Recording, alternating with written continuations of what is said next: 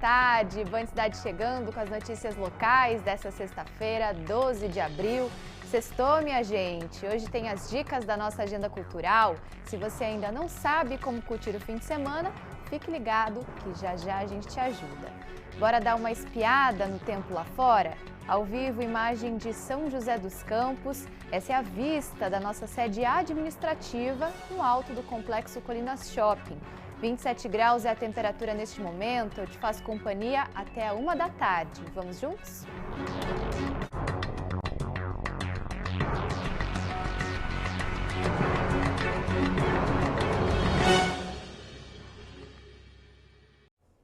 Em São José dos Campos, a semana foi marcada por abusos sexuais contra adolescentes.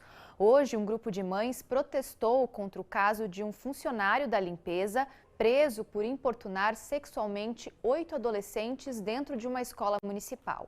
O homem foi demitido e está preso preventivamente. Já ontem, uma adolescente de 13 anos denunciou o padrasto após ter uma crise na escola. A filha dessa mulher, que prefere não ser identificada, seria uma das vítimas de um suposto abuso dentro desta escola municipal. A menina, de 11 anos, teria relatado que o homem chegou a passar a mão nela. Ela fala que ela foi convidada por esse rapaz, junto com a amiguinha, para ir buscar doces numa sala de produtos de limpeza. Ele abraçou ela e ela fala que depois disso ele deu um tapa, no bumbum dela, alisou os seios, apalpou os seios e esfregou os órgãos dele nela também. Esse não é o único relato. 8 crianças e adolescentes teriam contado as atitudes do funcionário que, segundo a prefeitura, era terceirizado. De acordo com as mães, ele costumava oferecer doces e presentes para atrair as vítimas. No ano de 2023, a minha filha chegou com uma bolsinha em casa e eu fui questionar ela de quem tinha dado aquela bolsinha a ela, e ela me informou que foi o tio. Guardei a bolsinha, acabei deixando passar os dias, me senti culpada, porque se eu tivesse vindo ano passado, naquela época, trazer a bolsinha, se eu tivesse escutado a minha intuição, talvez teria acendido um alerta na escola e não teria chegado a esse ponto. Depois que os casos vieram à tona, as mães reclamam que não tiveram apoio da escola. Por isso, elas decidiram protestar. Com cartazes, elas pediram por mais segurança e acolhimento. Foi uma orientação geral, inclusive para os professores, de que não fosse comentado em sala de aula sobre o que tinha acontecido. A situação sempre procurando abafar, não foi comunicado aos pais pelos canais oficiais da escola, não foi feito um acolhimento para os pais, Eles reuniram os pais que tiveram as filhas abusadas e eles foram tentando abafar o máximo possível. Quero melhorias, principalmente na segurança. A escola está passando por um processo de reforma, que já é complicado. Aí eu me pergunto, se a escola não percebeu a maldade de um funcionário que já está no meio deles há tantos anos, como que eles vão perceber, talvez, de outras pessoas que vêm agora nessa obra, entendeu? Não sei, um sentimento de insegurança. De acordo com dados da Secretaria de Segurança Pública, nos meses de janeiro e fevereiro deste ano, foram registradas 139 ocorrências de estupro no Vale do Paraíba, um aumento de 26% em relação ao mesmo período do ano passado. Desse total, 97 envolveram menores de idade, um dado que chama a atenção para a necessidade da conscientização e do acolhimento das vítimas. A informação é o melhor método de combate às violências. A criança bem informada, ela se sente fortalecida em fazer a denúncia. E quando ela faz a denúncia, existe toda uma estrutura que é acionada para a proteção desta criança. Então, isso precisa ocorrer o mais urgente possível, para que sequelas graves não permaneçam nessa criança. Em relação ao caso da EMF, professora Maria de Mello, a Prefeitura de São José dos Campos disse que colabora com as investigações e que a unidade conta com atendimento psicológico e assistentes sociais à disposição dos alunos. Além disso, a Secretaria de Educação e Cidadania colocou uma equipe para conversar com os pais e ouvir as sugestões. Em Guaratinguetá, um homem de 35 anos foi preso em flagrante em uma ação da Polícia Federal contra a pornografia de crianças e adolescentes no bairro Parque Beira Rio. Segundo a PF, ele mora na cidade há 1 ano e teria adquirido 10 arquivos com imagens e vídeos de abuso sexual infantil. Os materiais foram encontrados em celulares apreendidos no local. O suspeito aguarda a audiência de custódia na sede da delegacia em Cruzeiro. Segundo a PF, se condenado, pode pegar até 10 anos de prisão. E em Potinho, um homem foi preso por tentar atear fogo em uma idosa de 65 anos nessa manhã. Testemunhas disseram que o autor chegou a jogar gasolina na vítima e tentou usar um isqueiro para queimar a idosa. Ele fugiu quando viu a aproximação da polícia, mas foi detido logo depois. Segundo a PM, o suspeito disse que a motivação foi vingança, pois ele ficou preso por tráfico de drogas durante quase 10 anos após uma denúncia que teria sido feita por ela. A lei que restringe as saidinhas temporárias de presos do regime semiaberto foi sancionada com vetos pelo presidente Lula nesta quinta-feira. Aqui na região, cerca de 3.400 presos foram beneficiados pela medida na última saída temporária que aconteceu mês passado. Ao vivo, a repórter Caroline Correia explica o que deve mudar a partir de agora. Oi, Carol, boa tarde para você. Oi, Carol, boa tarde para você e para todos que nos acompanham aqui no Band Cidade desta edição, primeira edição. A partir de agora, a saída dos presos vai ficar um pouco mais difícil. 4 pontos foram sancionados pelo presidente Lula, apesar de alguns votos. E entre eles é a questão de quem pode sair atualmente, agora, a partir de agora, Pessoas que cometeram atos extremamente violentos e com morte, que estão no regime semiaberto, não vão mais poder deixar os presídios. Entre eles também pessoas que cometeram crimes hediondos, como estupro, tráfico de drogas, homicídio e latrocínio, que é o roubo seguido de morte. Essas pessoas não vão mais poder deixar os presídios. Antigamente, só pessoas que estavam no semiaberto, mas que, por exemplo, que cometeram crimes hediondos, que resultou em morte, não podiam deixar os presídios. Outra coisa também que muda na lei a partir de agora é a questão do número de pedidos para saidinha. Antes, 5 vezes ao ano, o preso podia sair durante 7 dias. Esse número vai diminuir agora e também para poder diminuir a circulação dos presos durante o ano. A progressão da pena também entrou agora mais uma medida necessária, que é o exame criminológico. Ele não era necessário até então, mas a partir de agora o preso precisa passar nesse exame criminológico para conseguir então mudar a progressão. Por exemplo, sair do regime fechado para o regime semiaberto, do semiaberto para o aberto.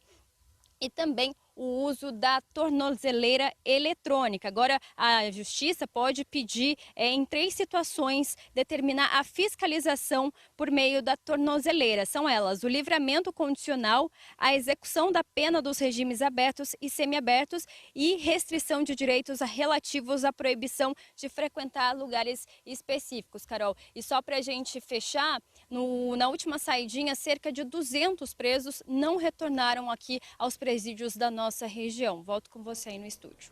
É um problema que infelizmente sempre acontece, Quando tem saidinha temporária, alguns presos acabam não retornando. Obrigada, Carol, pelas informações. Boa tarde para você. Em Caçapava, 4 homens foram presos em uma operação contra o tráfico de drogas nos bairros Jardim Rafael, Vila Santos, Vila Paraíso e Piedade. No total, foram apreendidos 2 tijolos de maconha, 68 pedras de crack, várias porções de cocaína, além de embalagens, balanças de precisão e dinheiro. A polícia também localizou 20 celulares e uma arma, também apreendidos em flagrante. Faltando pouco mais de 6 meses para as eleições municipais, a Band já acompanha a movimentação para a disputa das prefeituras da região. Os nomes dos pré-candidatos começam a circular nas cidades, desenhando o que o eleitor poderá escolher nas urnas em outubro. Na região, os nomes para concorrer ao cargo mais alto do Executivo em Taubaté e São José dos Campos já começam a circular. O assunto movimenta os bastidores da política e faz os moradores refletirem em quem pode trazer melhorias para o município. Em São José dos Campos, 7 pré-candidatos estão de olho na prefeitura da maior cidade do Vale do Paraíba. Entre eles, o atual prefeito Anderson Farias, do PSD, que foi eleito para vice em 2020 e assumiu a prefeitura após a saída de Felício Ramute. Dr. Elton, do União, foi vereador por 2 mandatos, eleito deputado estadual em 2022 e vai concorrer ao Paço pela primeira vez. Eduardo Cury, do PL, já foi prefeito de São José dos Campos por 2 mandatos e foi deputado federal também por 2 mandatos. Toninho Ferreira, do PSTU, foi presidente do Sindicato dos Metalúrgicos e vai concorrer à prefeitura pela 3ª vez. Wagner Balieiro, do PT, foi vereador por 4 mandatos e secretário de Transportes na gestão de Carlinhos de Almeida. Ele concorre à prefeitura pela 2ª vez. Wilson Cabral, do PDT, professor do ITA, atuou em conselhos de saneamento básico e meio ambiente. Marina Sassi, do PSOL, atual presidente do partido na cidade, conclui neste ano o 3º mandato como diretora do sindicato e já concorreu outras vezes à prefeitura. Para este especialista, o cenário até o momento mostra que a corrida à prefeitura de São José dos Campos deve ser acirrada.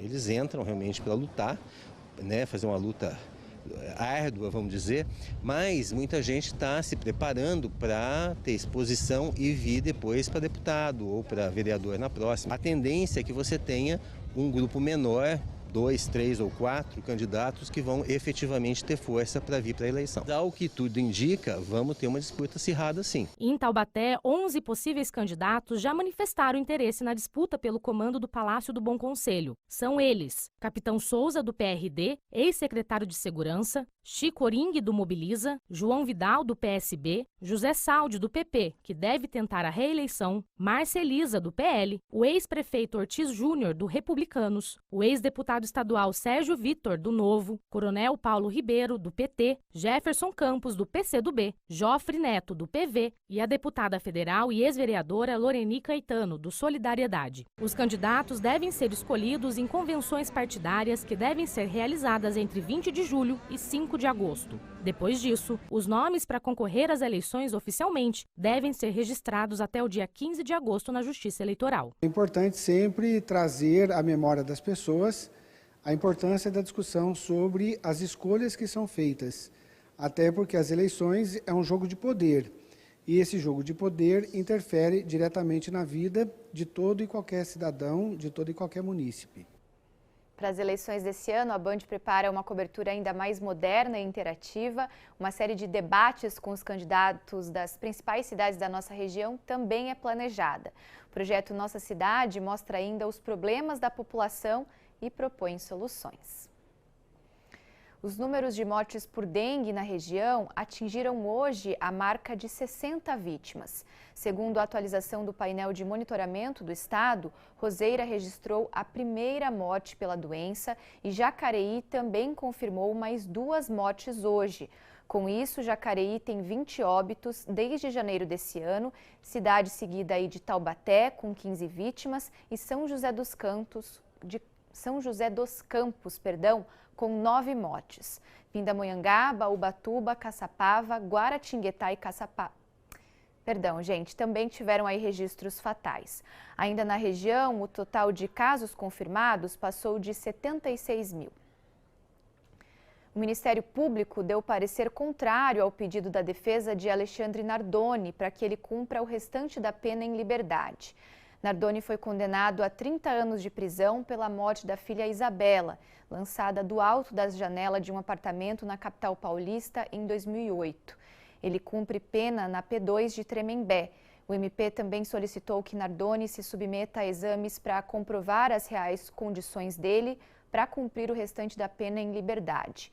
No parecer, o Ministério Público diz que o bom comportamento não é mérito, mas obrigação do sentenciado. Além disso, Nardoni foi condenado por um crime gravíssimo contra a própria filha. Em Ubatuba, um homem foi morto na madrugada de hoje, logo após sair de sua residência no bairro Parque Viva Mar. A notícia é um dos destaques do portal bandvale.com.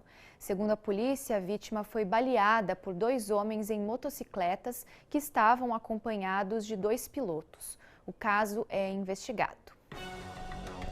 Primeira parada no Band Cidade e a seguir a previsão do tempo e as interações do nosso WhatsApp 997688021.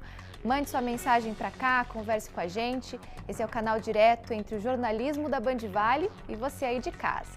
Eu volto já já com interação e informação. Agora a hora certa para você, 12h44. Band Cidade está de volta com a previsão do tempo para toda a região. De olho na tela para ver como ficam as temperaturas e a tendência para o fim de semana.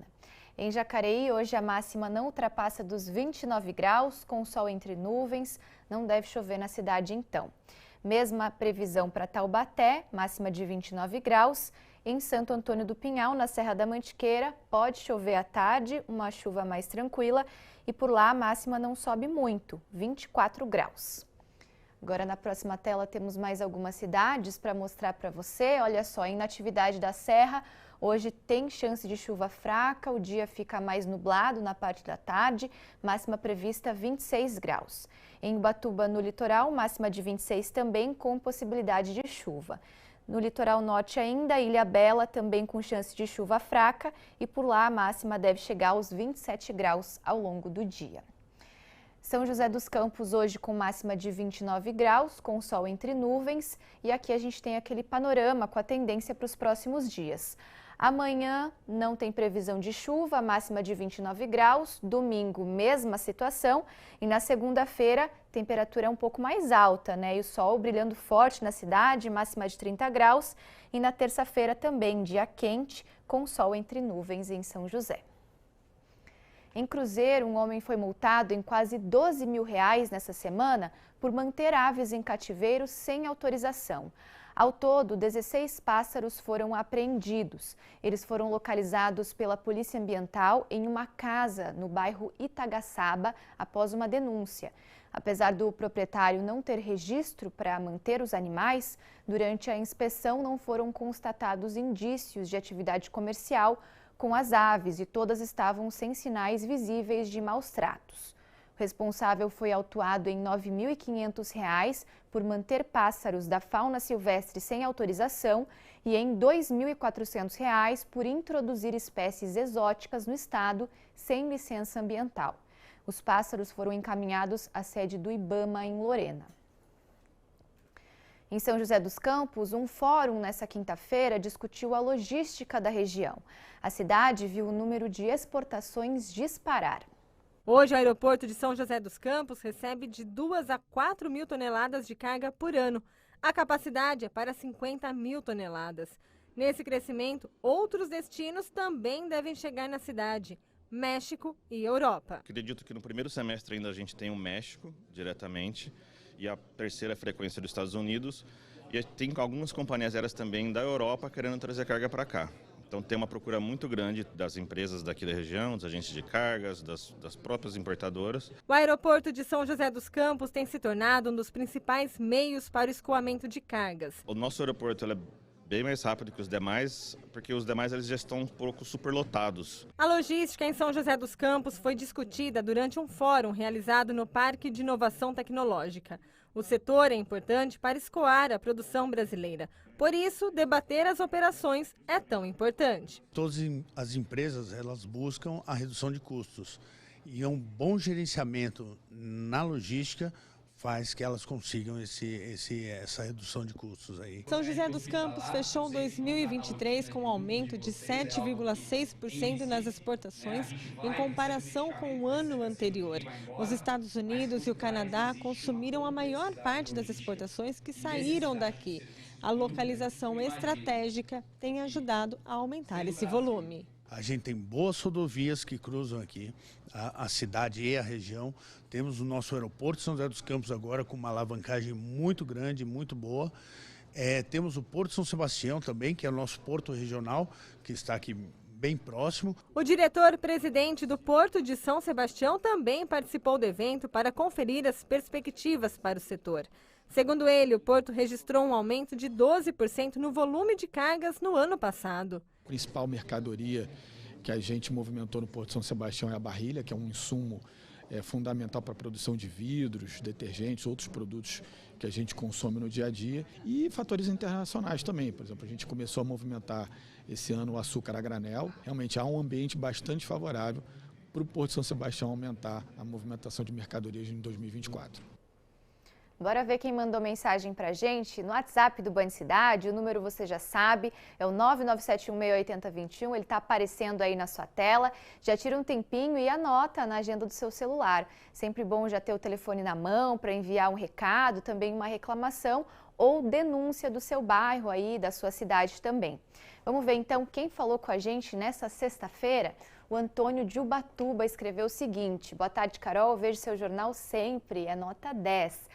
Valeu, Antônio. E é com você aí de casa que a gente faz o Band Cidade, viu? Então, se tiver alguma coisa para contribuir, fique à vontade que é esse o canal.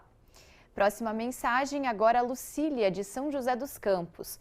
Boa tarde, estou em casa e mais uma vez acompanhando o melhor jornal do Vale. Obrigada aí pelo seu carinho, Lucília. Grande abraço para você e para todo mundo de São José. Agora o Binho de Pindamonhangaba. Boa tarde, Band Cidade. Um ótimo fim de semana para todos. Para você também, Binho. Obrigada aí pela sua audiência também. Um abração, viu?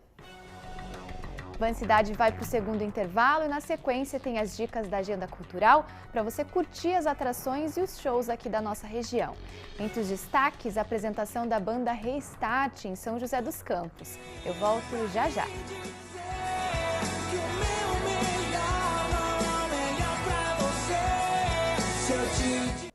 Voltei, bora conferir as atrações e eventos aqui na região para você se programar para o fim de semana. É hora da Agenda Cultural. Quem traz as dicas hoje, direto do estúdio da Estéreo Vale FM, é o Gustavo Bruni. Oi, Bruni, boa tarde. Oi, Carol, boa tarde. Para a Agenda Cultural dessa semana, temos uma programação muito legal. Em São José dos Campos, o Festival Degusta continua e vai até domingo com a promoção exclusiva da Estéreo Vale. Muita música e comida boa no estacionamento do Center Vale Shopping. Hoje, o festival começa às 5 da tarde. Já no sábado e domingo, a festa acontece a partir do meio-dia. E também chega em São José a turnê da despedida da banda Restart, com um show nostálgico. É a última vez da banda no Vale. O show é sábado no Palácio Sunset, a partir das 8 da noite. E os ingressos ainda estão à venda.